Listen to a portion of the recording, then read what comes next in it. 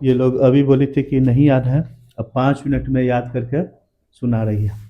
Doctor Rajendra Prasad ये लोग का आइडियल है, उन्हीं जैसा बनना चाहती है, इसलिए 5 मिनट में याद करके सुना रही है।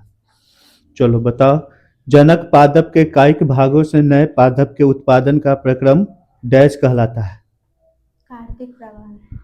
ठीक है, अगला कर दो। ऐसे पुष्प जो जिनमें केवल नर अथवा मादा जनन अंग होता है डैश पुष्प कहलाता है। एकलिंगी। ठीक है, बहुत अच्छा। परागकणों का उसी अथवा उसी प्रकार के अन्य पुष्प के परागकोश से वतिकाग्र का स्थानांतरण का प्रक्रम डैश कहलाता है। परागण। ठीक है, नर और मादा युग्मकों का युग्मनज डैश कहलाता है। निषेचन। ठीक है, बीज प्रकीर्णन किसके किसके थ्रू होता है? पवन, जल, जंतु। ठीक है, अलैंगिक जनन के विभिन्न विधियों का वर्णन कीजिए। अलैंगिक जनन की कुछ विभिन्न विद्या खंडन, मुकुलन, बीजाणु निर्माण और प्राप्त होते। उदाहरण, किसी गुलाब के तने की कलम से जनन। ठीक है, पादपों में लैंगिक जनन के प्रक्रम को समझाइए।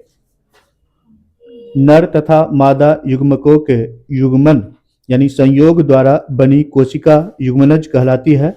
युग्मनज बनाने के लिए नर और मादा युग्मकों के युग्मन का प्रक्रम निषेचन कहलाता है। निषेचन कहाँ विकसित होता है? भ्रूण में। अलैंगिक और लैंगिक जनन के बीच मुख्य अंतर बताइए। अलैंगिक जनन में पादप बिना बीजों के ही अलैंगिक जनन में पादप के बिना ही बीजों के ही पादप को उत्पन्न करते हैं। कर सकते हैं। अलैंगिक में अलैंगिक जनन में बीजों से ही ठीक है? पादप प्राप्त। स्वपरागन और परपरागन के बीच अंतर बताइए। स्वपरागन, जब परागण उसी पुष्प के वर्तिकाग्र पर या उसी पौधे के किसी अन्य पुष्प के वर्तिका पर स्थानित होते हैं। ठीक है, बहुत अच्छा।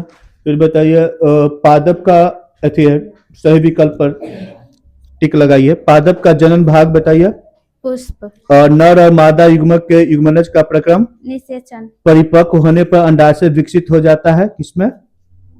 फल में। बीजाणु उत्पन्न करने वाला एक पादप जीव है डवाडोटी या फफूंद। ब्रायोफिलियम अपने जिस भाग द्वारा जनन करता हुआ है। ठीक है, बहुत अच्छा। ऐसे ही याद करना तो लोग।